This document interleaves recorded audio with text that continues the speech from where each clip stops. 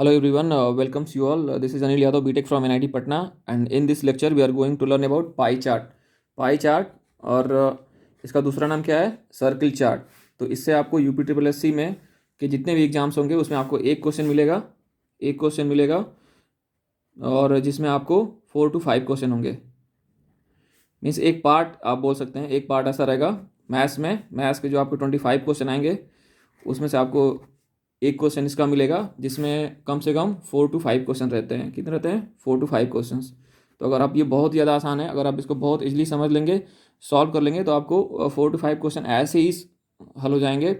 और दिखने में हमको कभी कभी टफ लगता है जो लोग मैथमेटिकल बैकग्राउंड के नहीं होते हैं, लेकिन ये बहुत ईजी है. तो इसको हम लोग समझते हैं और इसका एक एग्जाम्पल सॉल्व करते हैं, और जिससे कि आप एग्जाम में क्वेश्चन आएगा तो बहुत इजीली बना ले जाएंगे. तो दोस्तों, ये हमारा पूरा एक कंप्लीट सर्किल होता है. और कोई भी हमारे पास जो डेटा दिया रहता है किसी भी एक्सपेंसेस का, मैन्युफैक्चरिंग का, किसी की इनकम का, तो उन सब चीज़ों को जो हम लोग इस तरीके से सर्किल में रिप्रेजेंट करते हैं तो उसको हम लोग क्या बोलते हैं? पाई चार्ट या सर्किल चार्ट. तो इसका सबसे मेन जो इसके प्रॉपर्टीज़ हैं उसको पहले हम लोग एक बार देख लेते हैं. तो इसकी प्रॉपर्टीज में सबसे पहली बात यह है कि ये जो आपकी पूरी पाई चार्ट होता है, यानी जो ये आपका ये पूरा सर्किल होता है, वो कितना कवर करता है? चारों तरफ मिला के ये होता है 360 डिग्री. ठीक है. तो ये 360 डिग्री को हम लोग क्या मान लेते हैं? 100 पार्ट्स या 100%. ठीक है.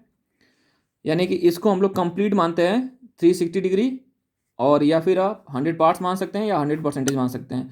और ये 360 डिग्री कितना होता है?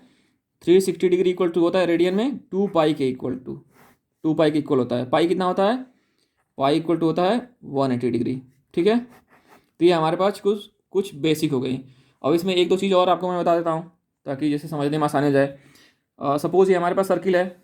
ठीक है. तो अगर इसको हम 4 इक्वल पार्ट्स में डिवाइड करें तो ये कितना हो जाता है? 90 डिग्री. इसको अगर पाई की वैल्यू में रिप्रेजेंट करें तो क्या हो जाता है? पाई/2. ठीक है. ऐसे ही अगर मैं इसका हाफ कर लूँ, इसका एक कंप्लीट ये हाफ कर लूँ, इसको बोलूँ तो ये क्या हो जाएगा? ये हो जाएगा पाई/4. ठीक है. इससे कितना हो जाएगा? 45 डिग्री. समझ गए हैं? तो ये हमारा कुछ बेसिक रिप्रेजेंटेशन रहा कि कैसे हम कितने स्पेस को कितने डिग्री में कन्वर्ट करते हैं और फिर इसको रेडियन में कैसे कन्वर्ट करते हैं. ठीक है. अब हम आगे बढ़ते हैं कि हम किसी डेटा को पाई चार्ट में कैसे रिप्रेजेंट करते हैं. तो हमारे पास डेटा क्या है? अब हम ऊपर की बातें समझ में आ गई होंगी तो आप पॉज करके रुक सकते हैं या समझ सकते हैं. फिर हम आगे बढ़ते हैं कि किसी डेटा को पाई चार्ट में रिप्रेजेंट कैसे करते हैं. तो हमारे पास क्या है कि जैसे ये मोहन है, मोहन की टोटल इनकम कितनी है? 10,000 है. आपको ये बताई जा रही है कि मोहन की टोटल इनकम 10,000 है, और 10,000 में उसकी सैलरीड इनकम है, यानी जो सैलरी से आता है वो 6,000 से आता है. और उसका एक घर है जिसको उसने रेंट पे लगा रखा है, उससे उसको कितना मिल रहा है? 4,000 मिल रहा है. अब हमें क्या करना है कि इसको हमें पाई चार्ट में रिप्रेजेंट करना है. तो कैसे रिप्रेजेंट करेंगे? तो देखिए, सबसे पहले तो हमें ये समझना होगा कि ये 10,000 है, वो कितने के है? टोटल कितने हो जाएगा? 360 के बराबर. तो 10,000 कितने हो जाएगा? 360 डिग्री के बराबर. तो वैसे ही एक रुपीज़ कितने हो जाएगा? तो 360/10,000 के बराबर. ये क्या हो जाएगा? डिग्रीज में. तो 6,000 रुपीज़ कितने के बराबर हो जाएगा? 360/10,000 मल्टीप्लाई में 6,000. तो ये कितना हो जाएगा? 216 डिग्री.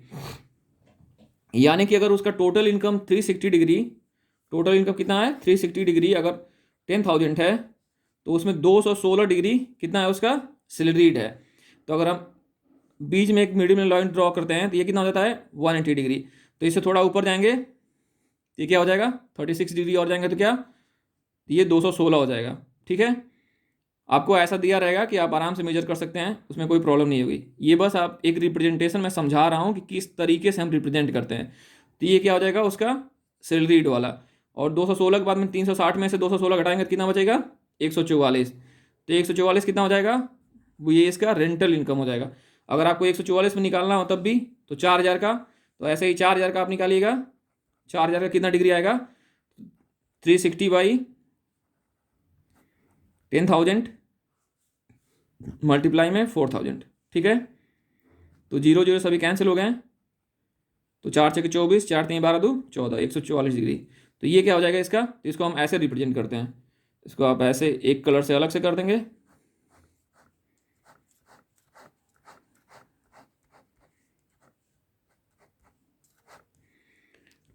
और ऊपर वाले को ऐसे हम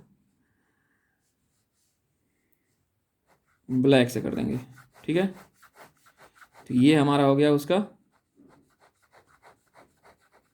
पाई चार्ट रिप्रेजेंटेशन। तो ये क्या हो गया उसका, ये हो गई उसकी सैलरीड इनकम, और ये आपका ऊपर वाला क्या हो गया, ये हो गया आपका रेंटल इनकम। तो इस तरीके से उसका रिप्रेजेंटेशन हो गया, और इस लाइन को डार्क कर लेंगे, ये हमारी बाउंड्रीज हो जाएंगी, ठीक है। ध्यान रखिएगा ये वाली बाउंड्री नहीं है, ये तो बस मैंने 180 डिग्री शो करने के लिए दिखाया था। तो ये क्या हो जाएगी, ये बाउंड्री हो जाएगी। तो इस तरीके से हम किसी चीज़ को पाई चार्ट में रिप्रेजेंट करते हैं। अब हम देखते हैं कि हमारे पास क्वेश्चंस आते कैसे हैं और उसको हम लोग उसमें किस तरीके के क्वेश्चन बनाए जाते हैं। तो दोस्तों इस पार्टिकुलर लेक्चर को मैंने बस इन 3 एग्जाम्स को ध्यान में रख के बनाया है। तो ये उतना ही कवर करेगा जितना इस एग्जाम्स में रिक्वायर्ड होता है, इससे ज़्यादा इसमें नहीं पूछता है। तो हम क्वेश्चन लेते हैं। तो हमारे पास एक क्वेश्चन है, देखिए क्वेश्चन आपको ऐसा दिया रहेगा, एक आपके पास पाई चार्ट बना रहेगा और इस तरीके से पूछा जाएगा आपसे कि किसी एक पर्सन की टोटल इनकम 50,000 है, ठीक है।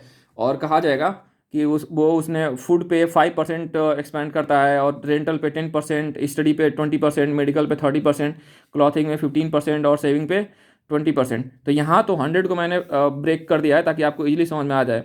जैसे ये 35 हो गया, 30, 65 हो गया, 85, 95, 100 हो गया।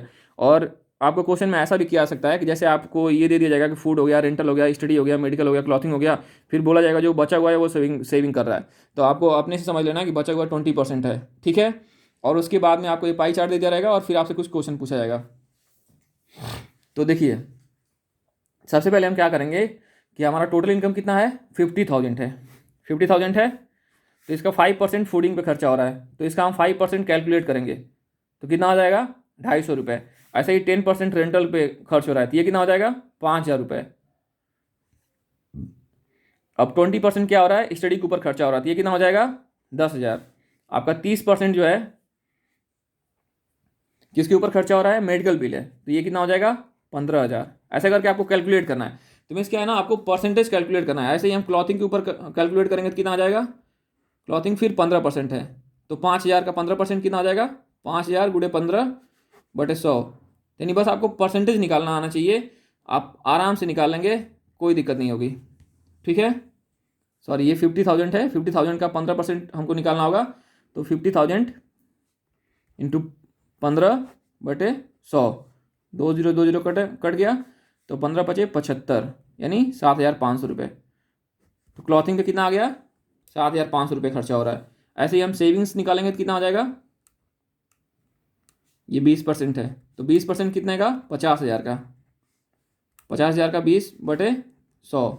तो ये आपको इतना लिख के नहीं कैलकुलेट करना है, आपको बस ऐसे याद रहना चाहिए कि ये मतलब आपको बहुत फास्टली इसको कैलकुलेट करना रहेगा कि हाँ फिर 50,000 है तो इसका 10% 5,000 हुआ, तो इसका 20% कितना हो जाएगा, 10,000 हो जाएगा। ऐसे सीधे कैलकुलेट करिए, ठीक है। तो आपको ऐसे पाई चार्ट दिया रहेगा कि देखो मेडिकल का बिल ये है, और फिर आपका सेविंग का ये है, और अब क्लॉथिंग का ये है, फूड का ये है, स्टडी का ये है, और रेंट का ये है, और ऐसे परसेंटेज दिया रहेगा। अब आपसे क्वेश्चन पूछा जाएगा कि देखिए पहला क्वेश्चन रहेगा कि बताइए उस आदमी की श्याम ले लेते हैं उसका नाम, ऐसे ही कुछ भी ले लेते हैं, तो उस पर्सन का ना टोटल सेविंग कितना है, वो कितना सेविंग कर रहा है। तो सेविंग कितना है हमारा, 20% है। तो पहला क्वेश्चन हमने सॉल्व कर लिया है। तो सेविंग कितना है, 20% है। तो 20% कितना हो गया 50,000 का, 10,000 रुपये। तो 10,000, तो ऑप्शन में आप 10,000 लगाएंगे और टिक करेंगे, खत्म। अब अगले क्वेश्चन पे आप बढ़ेंगे। क्वेश्चन नंबर 2 क्या कह रहा है, क्वेश्चन नंबर 2 कह रहा है कि मेडिकल पर एक्सपेंसेस टोटल सेविंग से कितना प्रतिशत अधिक है, ठीक है। तो मेडिकल पे हमारा एक्सपेंसेस कितना है, सीधे से लिख लीजिए। मेडिकल पे कितना है हमारा, 30% है भैया। 30% कितना हो जाएगा, 15,000 रुपये, ठीक है। और किससे, सेविंग से कितना अधिक है, तो सेविंग कितना है, सेविंग कितना है, 10,000 रुपये, है ना। तो कितना ज़्यादा हो गया,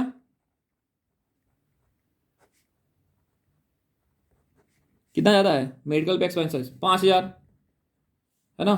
किस पे परसेंटेज निकालना है, देखिए मेडिकल पर एक्सपेंसेस टोटल सेविंग का, यानी सेविंग से कितना परसेंट ज़्यादा है ना। तो सेविंग का कितना परसेंट ज़्यादा है, तो सेविंग का तो किस पे है, तो आपको सेविंग पे परसेंटेज निकालना है। तो कितना ज़्यादा है, 5,000 किस पे, सेविंग पे। तो सेविंग कितना है आपका 10,000, तो 10,000 पे ये क्या हो जाएगा 50, यानी वो कितना कितना ज़्यादा है 50% ज़्यादा है। यानी मेडिकल पर जो टोटल एक्सपेंसेस है वो सेविंग से 50% ज़्यादा है। तो आप देख रहे हैं इस तरीके से निकालते हैं। और तीसरा क्वेश्चन क्या है कि सबसे कम किसके ऊपर खर्चा किया जा रहा है। तो सबसे कम देख सकते हैं किसके ऊपर खर्चा किया जा रहा है। तो सबसे कम हम लोग किसके ऊपर खर्चा कर रहे हैं, फूडिंग के ऊपर। फूडिंग के ऊपर कितना है 5%। तो फूडिंग के ऊपर कितना है इसका, फूडिंग या तो ऑप्शन में सॉरी या तो ऑप्शन में ऐसे डायरेक्ट फूडिंग दिया रहेगा, या आपसे कहेगा कि वैल्यू पूछेगा। तो फूडिंग पे आ गया आपका फूडिंग, या तो आंसर कर दीजिए। या फूडिंग में 5% है तो 5% कैसे निकालेंगे, वही 50,000 का है ना, ऐसे कट गया, कितना हो गया 2,500 रुपये। तो ये क्या हो जाएगा 2,500 रुपये, ये आपका आंसर हो जाएगा। तो हम कितने के क्वेश्चन किए, 3 क्वेश्चन के आंसर निकाल लिए। अब ये पूछ रहा है कि रेंटल और फूड पे का टोटल खर्चा किसके खर्चे के बराबर है। तो हम क्या करते हैं चौथे क्वेश्चन में, रेंटल का निकाल लेते हैं। तो रेंट का कितना है 10% है, इक्वल टू कितना है 5,000। और फूड का कितना है 5% है, ये कितना हो जाएगा 2,500। तो टोटल कितना हो गया 15%, कितना हो गया 7,500। तो 15% किसका खर्चा है, क्लॉथिंग का। तो आपका कितना आ जाएगा, किसके बराबर हो जाएगा, क्लॉथिंग के बराबर हो जाएगा। तो आंसर में क्या हम मारेंगे, क्लॉथिंग।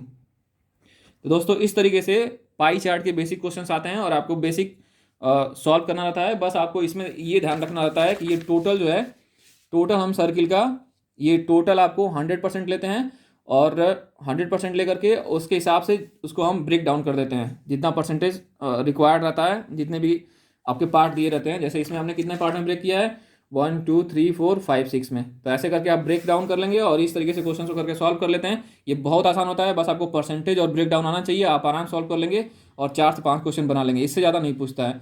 तो थैंक यू एवरीवन, अब मिलते हैं अगले लेक्चर में। Thank you.